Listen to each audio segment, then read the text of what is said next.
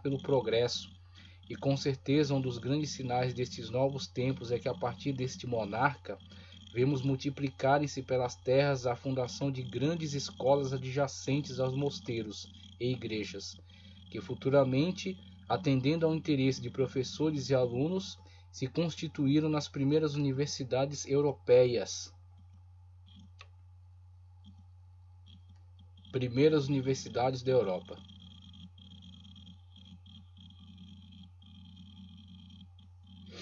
Empenhada em obter autogoverno para livrarem-se da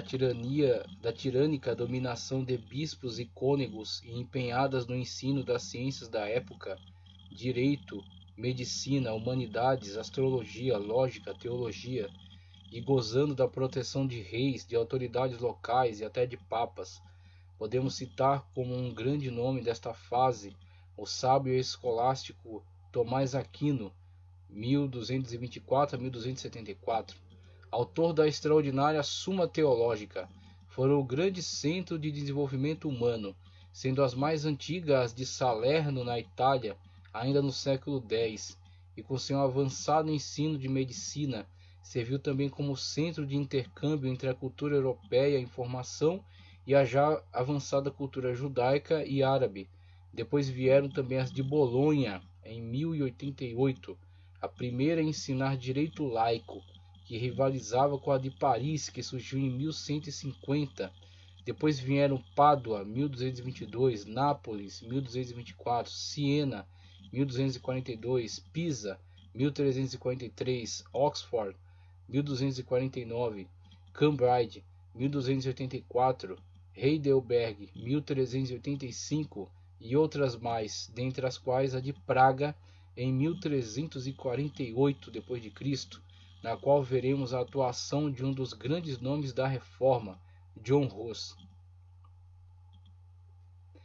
As armas são então provisoriamente substituídas pela produção cultural para a classe dominante e eclesiástica, mas não por muito tempo, pois logo se verão disputas por território. O comércio passa a se expandir e pôr o Ocidente em contato com povos mais avançados, e a Igreja encontra espaço favorável para expandir sua área de influência e multiplicar abadias, conventos, mosteiros e levantar catedrais para abrigar o formidável aumento de clérigos. E isso com certeza representou um importante avanço e a formação de bases da sociedade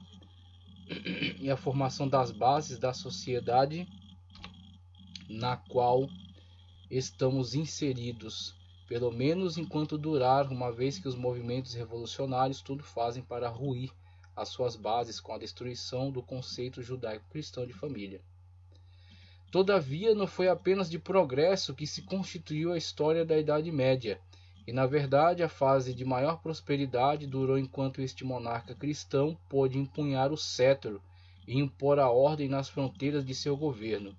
Mas quando enfim em 814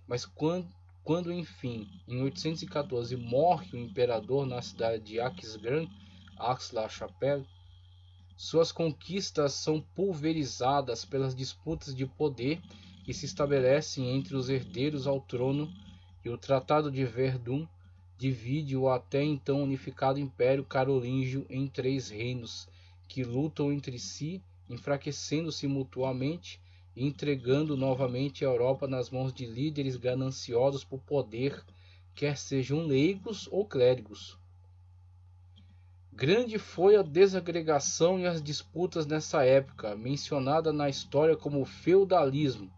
caracterizada por uma extraordinária fragmentação do poder e também tristemente marcada por uma terrível secularização do clero,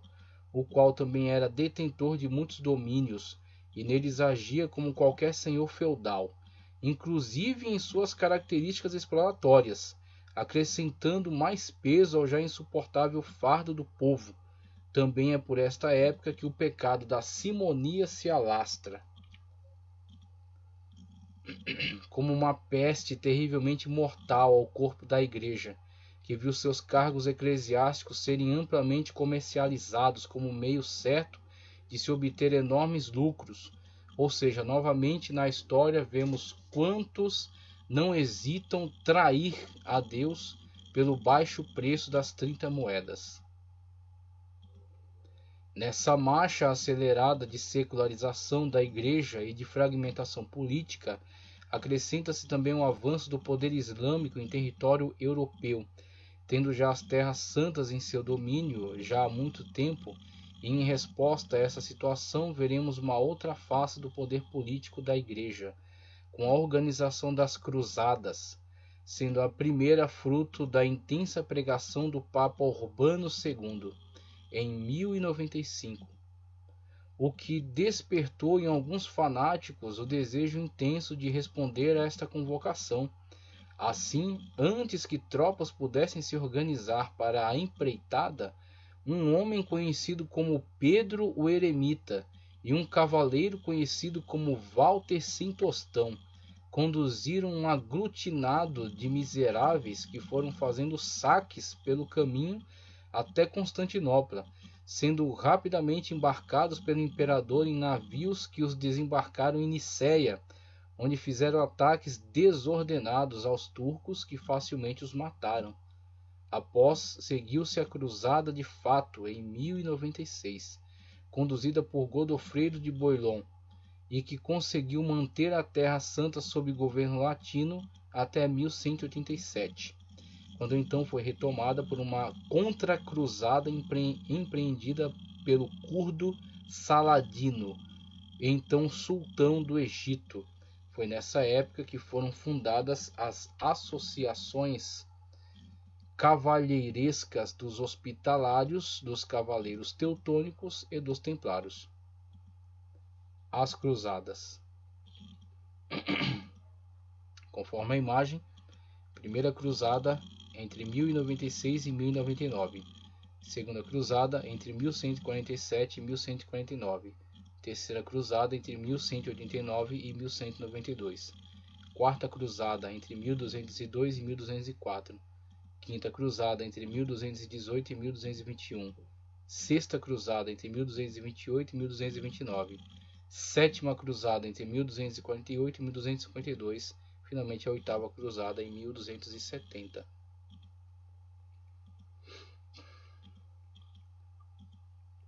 Seguida a essa, houve a cruzada organizada pelo Papa Inocêncio III, o qual viu seu projeto ser totalmente pervertido por meio de manipulações dos venezianos,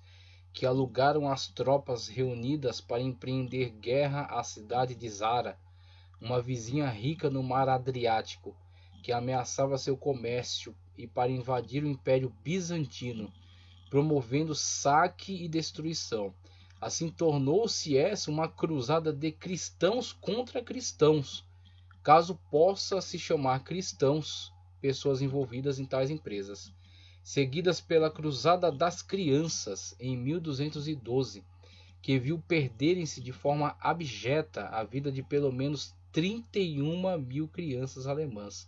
que não foram embarcadas para a Palestina por terem os genoveses se recusado a tal loucura,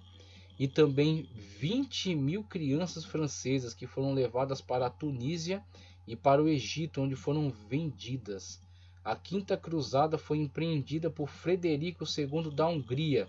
que por estar excomungado não obteve apoio, mas que conquistou o respeito dos sarracenos por causa de sua cultura e conhecimento da língua árabe e de sua ciência, assim obtendo controle sobre diversas cidades significativas da cristandade. A sétima e oitava foi empreendida por Luís IX, que terminou por cair cativo e teve que pagar alta soma por sua libertação, e quando tentava uma expedição à Tunísia, morreu em consequência de uma peste. Mas esses são apenas alguns exemplos dos males que começaram a afetar o edifício da igreja, mas ainda aumentarão as suas rachaduras até que definitivamente precise ser desfeita e novamente refeita em conformidade com o projeto dado aos primitivos cristãos pela Sagrada Escritura,